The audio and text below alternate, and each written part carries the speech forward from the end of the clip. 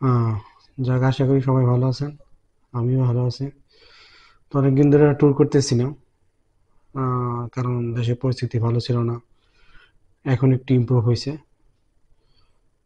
তো আশা করি সামনে ট্যুরে যাব।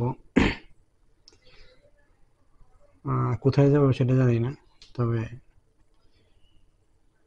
গ্রামের দিকে যাব। আর বাংলাদেশের গ্রাম সাইডটা ঘুরতে ভালো লাগে বেশি। তবে এখন আবার সিকিউরিটির সমস্যা আছে, কারণ দেশে তো কোথাও কোনো সিকিউরিটি নেই। সিকিউরিটির খুবই অভাব। তারপরও কিছু করার নেই, যেতে হবে আর কি। অনেকদিন ধরে ঘোরাঘুরি হয় না। যাই হোক, আশা করছি খুব শীঘ্রই বের হবো।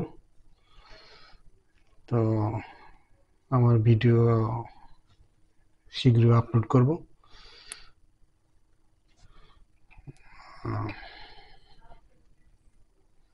তো আজকে এই পর্যন্তই। তো ঠিক আছে, সামনে দেখা হবে। বাবা।